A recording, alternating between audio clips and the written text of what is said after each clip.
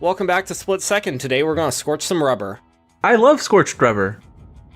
Most people who play this game do. In today's Split Second.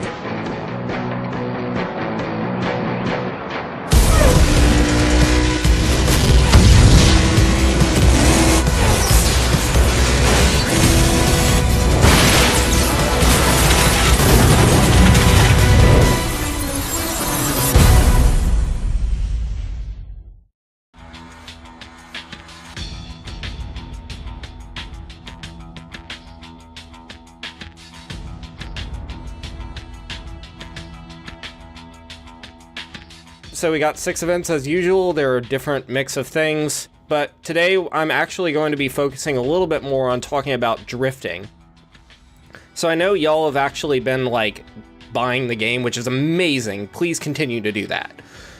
So I feel it's my duty to explain what all is going on here so that y'all will be best equipped to execute the sickest drifts. But first, let's show off these new cars.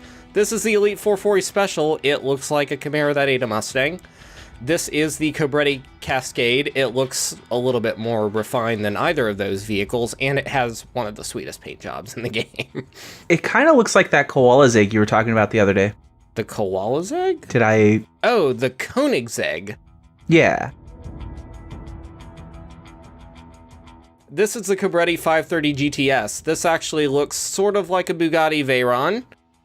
Which is a little bit closer than the Cascade, which is more of a sports tourer. A Bugatti Veyron? Yeah, Bugatti Veyron. I love that. And we can also paint it avocado green. Yes. And let's go ahead and paint this one as well. Oh, I didn't notice that there is flavor text under the select vehicle text. There is always flavor text under the select vehicles. And it's usually a couple sentences. It's nothing consequential, but sometimes they'll throw little tips on how to drive it. Okay. Like the Cabrini Cascades mentions that you want to be linking your drifts as much as possible. And the one for the Ryback Thunder says you don't want to be the sucker who brought a car to a monster truck fight. I do love that one. Yep, it's pretty great. So yep, this is the Cabrini Cascade. It's pretty cool. It drifts pretty well. It's really smooth. It's got that kind of slipstreamy quality, but it's a lot faster than the slipstream.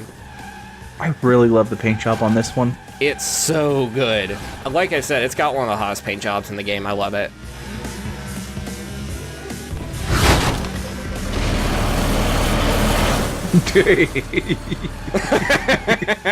The crane is back. Oh, I love that. So, I think we should do some Goofus and Gallant with drifting. How so? I'm going to tell the people at home how I drift, and then you're going to tell people at home how you drift, and we'll decide who was Goofus and who was Gallant. Sure. Lead off. Alright, so when I drift, I kind of wiggle the stick a little so that I'm kind of fishtailing, and then I slam on the brake, and I move the joystick as hard as I can to the turn I want to drift in, and then I move it back really fast, and then I move it into the turn, kind of like you're doing the Shoryuken from Street Fighter. You don't really want a DP when you drift. What you can do is that you can turn out a little bit.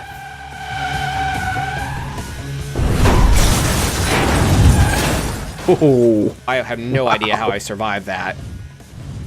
So one thing that you can do, which you'll see me do here, is I turn out a little bit, and then when I turn back in, that allows me to shift the weight of the car to make it easier for me to break loose. That's called the Scandinavian flick.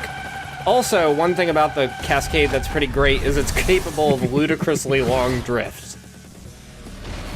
Oh, it's a good thing that the AI was very poorly timed with that crane. Yeah. Their timing gets a little better over time, but some of them are just really hard to time in general. The crane is one of them because the delay on it is so big before it actually gets on the track. Makes sense. That guy's kind of a jerk. He completely killed all your speed by doing that. Yep. That's actually really cool. We'll get back at him. Oh my gosh. See, I want to see this game played with a bunch of humans doing all that stuff. Yeah. So, one thing about the bridge and split seconds physics in general is that they're really So cool. glitchy. Yeah? Like, I actually bopped up through the rafters and I kind of missed this turn. See? So that just happened? Yeah, that happened. Well then.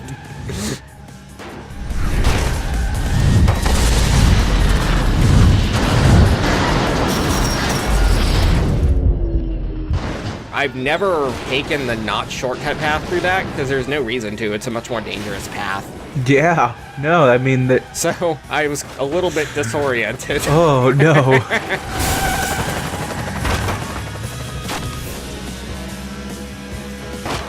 Oh my gosh, there's like a fake Charles and Schultz. It's Charles and Schwartz. I noticed that. That's actually pretty cool. That's so good. Dropping all those boats on our competition's given us a little bit of leeway, but there's still that guy who's way in front of us, so we kind of need to duel him for that top spot. You should slam into the side of him while he's drifting. Fortunately, I'm just way better at drifting than he is in the Cascade. He's in the Pursuit, which is a really good drifting vehicle, but the AI tends to have some issues around that particular hairpin. I don't know why. Wait, I thought you were in pursuit of him. His car is actually called the Pursuit, like that's literally the name, the Cabrini Pursuit. Oh. I know, it's kind of weird, I mean, right? I had a joke there, but I couldn't get it out in time. It had something to do with, like, Wookiees and wearing a fursuit. And how fursuit sounds like pursuit. Oh. It was, but then, like... Please do tell the rest of the world about your fursuit, Turtle. No, that was something we talked about in confidence. We didn't talk about it at all until this point. Oh, no. Please stop doxing me on your Let's Play. That's not doxing you, that's you incriminating yourself. This is... Let's go ahead and go on to another event. Are you a cop? You have to tell me if you're a cop. We're back to Storm Drain, but this time we're going to be doing Air Revenge. And I think about doing it in the 530 GTS, but maybe the 440 Special? Nah, let's do it in the Cascade. I really like the Cascade, by the way. It's really pretty. It's one of the prettiest cars in the game. It's got that fastback look, kind of like the Coyote does, but it's a lot more, like, svelte, I guess. I feel like it looks like a Lynx. It's got that Jaguar look to it, in particular, but I'd say it looks closest to the probably something like a Maserati Gran Turismo, something like that. Oh, is Lynx a type of car? Because I, like, literally meant the cat. Oh, well, a Jaguar is. Anyway, Okay. the Cabrini Cascade's really good at linking drifts, which means I can make a total joke of this event. Oh, hey, look, I have enough to reflect missiles back. When you link drifts like this, it kind of reminds me of the manual chaining you have to do in Tony Hawk to, like, get the big combos. Oh, I know exactly what you mean. Yeah, a little bit. Oh, hey, I have enough for the missiles again. Let's just go ahead and do that. I don't think you're gonna make it to 2 minutes. Yeah, no, I'm really cutting it close here. Yeah.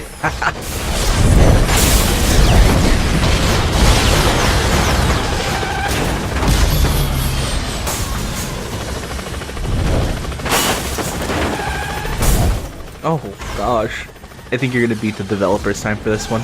Actually, the Airstrike events don't have a developer time, but I would be very curious to know what it is. I like to think that the developers were like, nah, we're not gonna play this one. Well, I like how did you notice how the little water tank type thing didn't really explode? It just, like, popped up like a Jack-in-the-Box and then started to fall. well, actually, in the event, if you look closely during a Storm Drain race, it does that thing exactly. So power plays generally will go in, like, waves. So, like, remember how I was telling you before when we were at Airplane Graveyard that you can collapse the bridge? Right. And you can collapse it on multiple passes. So each of that big collapse is like a stage of the collapse. Oh. And the storm drain water tower has 2 of those. The first one, it sort of sends out all the shrapnel and all the things that sort of change the layout of the corner. And then, like, it throws out the walls. And then the second one is where it actually rolls it downhill. Yeah. So let's go use our new car, the Cabrini 530 GTS, and let's go back to Expressway. Ooh, it's avocado green. It is, because I need to show off my millennial cred. Yeah.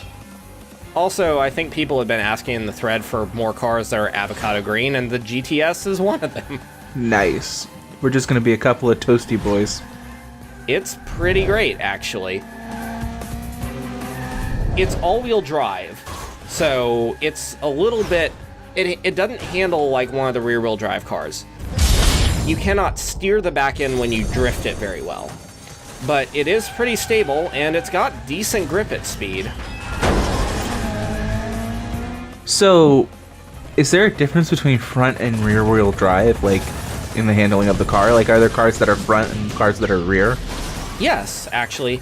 There are no front-wheel drive cars in this particular game, but you can really sort of infer which ones are all-wheel drive and which ones are rear-wheel drive, as well as a couple that are mid-engine.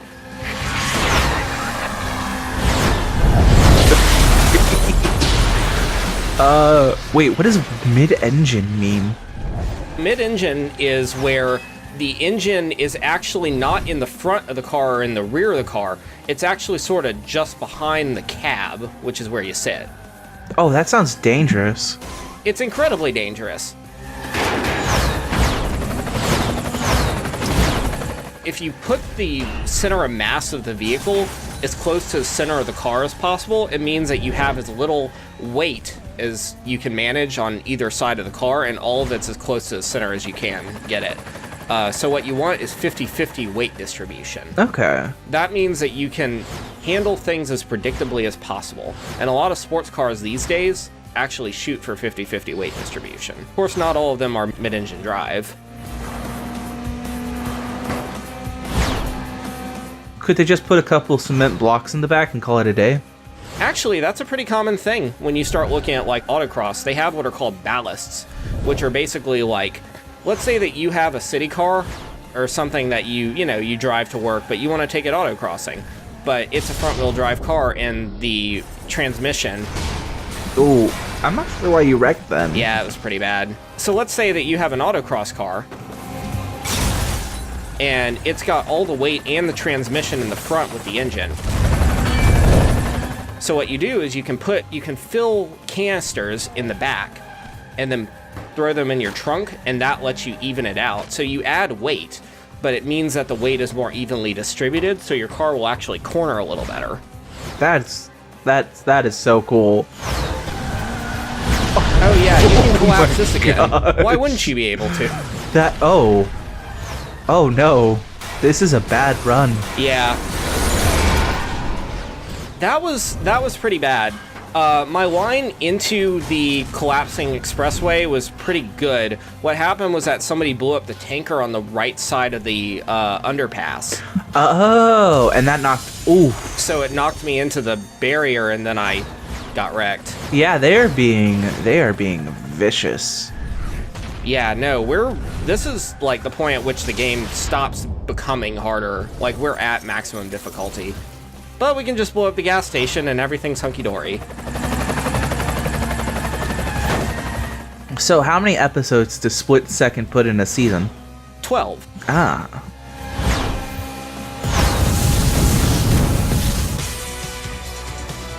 Oh, we're in the final stretch here. We are, actually. That's a racing term?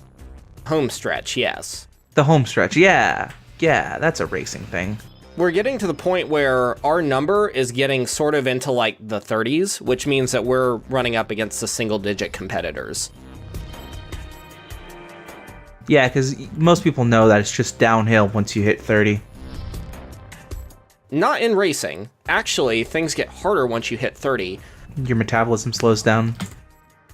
So the number on the side of the car actually ticks down. That's our ranking in the split-second competition. Oh.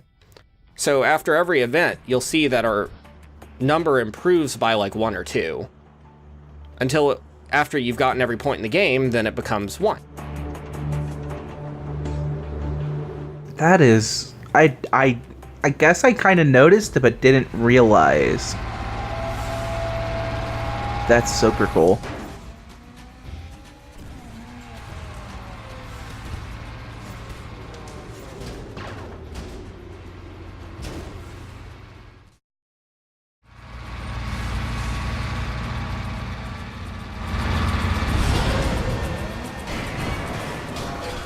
Welcome to sudden death. All of the barrels are red.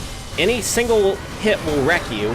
And frankly, the truck does not care at all about where you are when it drops barrels. It will go right for the throat. Oh, gosh.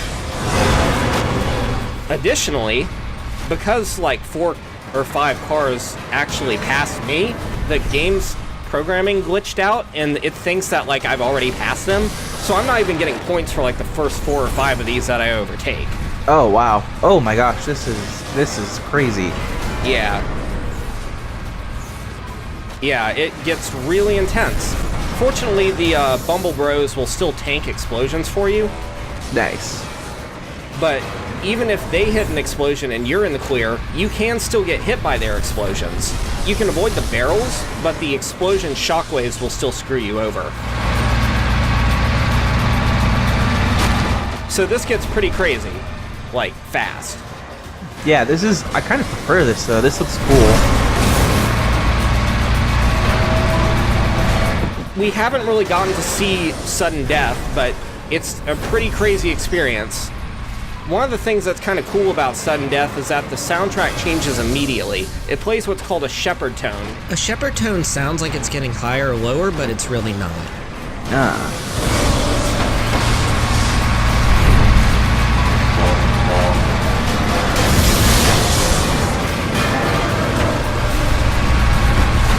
I hear it. Yeah, it's pretty great. I'm just kind of letting the sound design take over.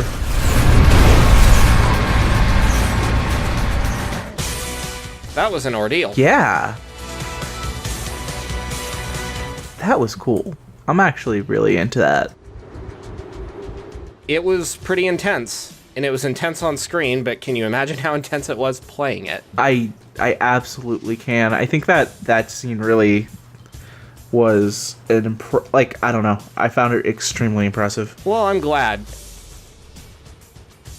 I managed to pass a total of 14 trucks before the event ended. So let's go on to a more predictable event, a Detonator. And this time we're weirdly going to be using a car we've already unlocked. Hey! How's that work? So this one's actually on Ferry Wharf. We haven't been here in a while, so it's pretty exciting. Have we done a Detonator here yet? No, we haven't. We haven't been on this track in like 5 episodes or something, which sucks because it's a great track.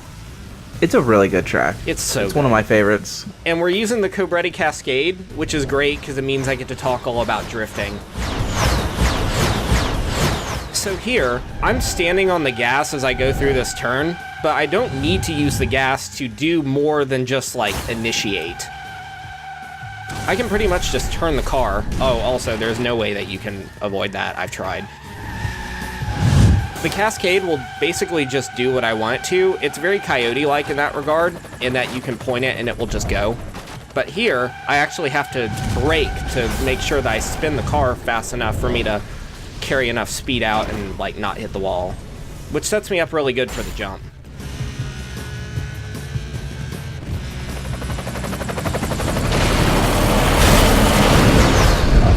These sort of wide turns, you really don't even have to do anything, at least not in the Cascade.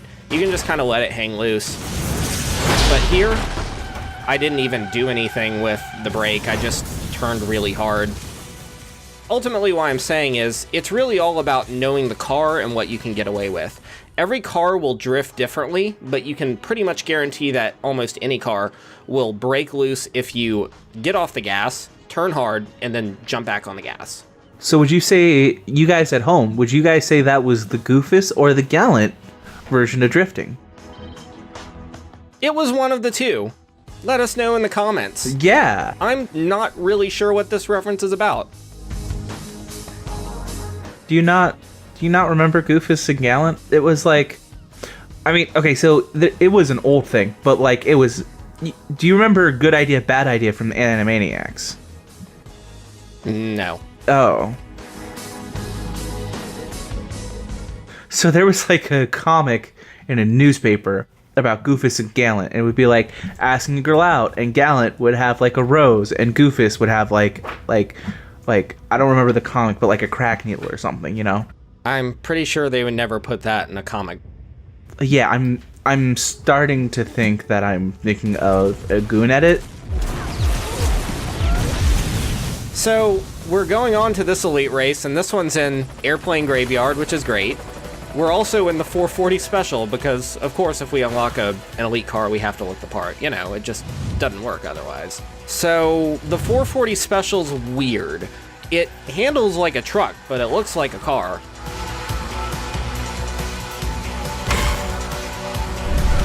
What do you mean by that? The thing about trucks is that trucks have a lot of weight. Like, they're very top heavy, so they dig in a lot. And that weight helps them do that.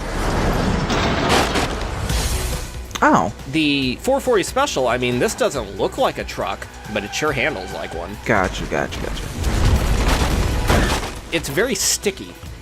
It doesn't break loose as well as I would like it to, because again, it's very top heavy, it digs in. It doesn't break loose as easily as something like the Cascade or the 530 GTS. Do you know what it does have, though, is angry anime eyes on the back. Do you see that? It does. That's my favorite feature about this car. But Raptor's here to ruin our day, again. And Vixen. Oh. Let's just put a stop to that. Oh, I love the cranes. The cranes are so good. The cranes are so good.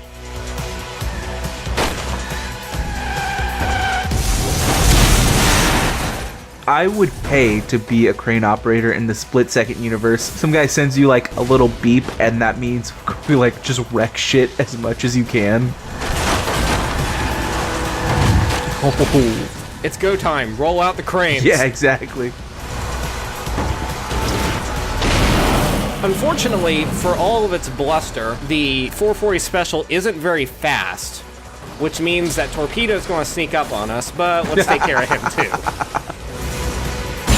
Ooh, you guys are rubbing paint. I did, actually.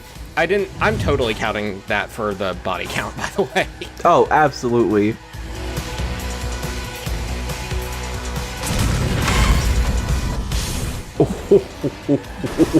Yeah, so I thought about taking the shortcut, but I didn't think I could make it given how little momentum I had. Yeah. You can just feel how much slower this car is than the 530 GTS or the Cascade.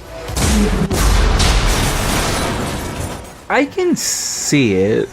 It feels like you're taking a much more... It definitely feels like you're fighting more to stay ahead. I am absolutely fighting.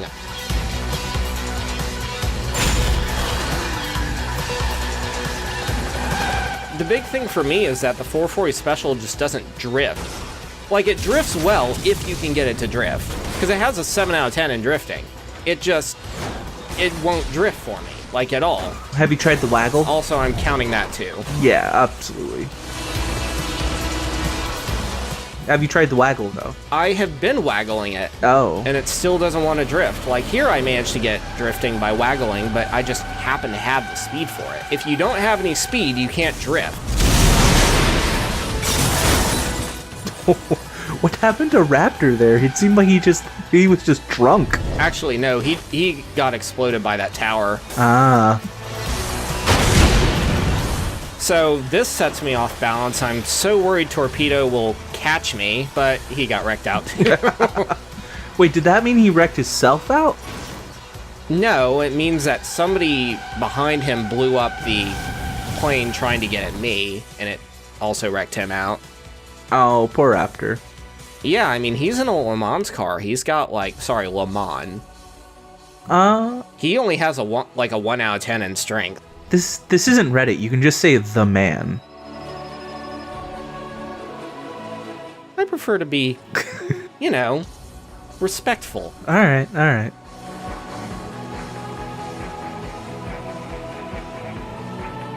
believe it or not, we're already at the end. Oh. Yeah, that was a really fast episode. Yeah. Lots of stuff going on. I mean, I think it was about as long as the other ones. It just feels faster because we're zooming through. We have such fast cars now. There was so much going on. Yeah, there's a lot to talk about. I cannot wait for this.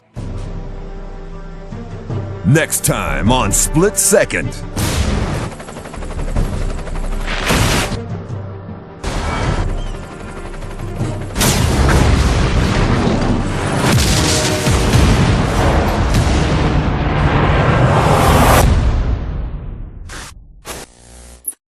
Now John Wayne will never get to California. Now we can officially say we've derailed 2 trains. That's amazing. So good. Oh, I love this. I love this game so much. I think more racing games need to stop being like serious racers and need to be like over the top like this. Oh, I agree. So, because of some technical difficulties, which I can elaborate on in the thread, I wasn't able to show us getting the pursuit. So here it is. If you wait long enough in the car select screen, you go into this glamour shot mode. It doesn't have an official name, that's just what I call it. It does long zooming pans and Dutch angles and does everything it can to make this car look as glamorous and fast as possible, and it's frankly pretty awesome. If it's a Dutch angle, doesn't that make it lay angle? Maybe? Okay. I also wanted to show off that we actually, even though it didn't give it to us for some reason, I think that might be a PC bug, we also unlocked a new badge. These are the ones we got, and here it is, the Fearless badge. Overtake 5 trucks in a row during a sudden death event in a survival. Nice. It also just looks cool. Yeah, it does.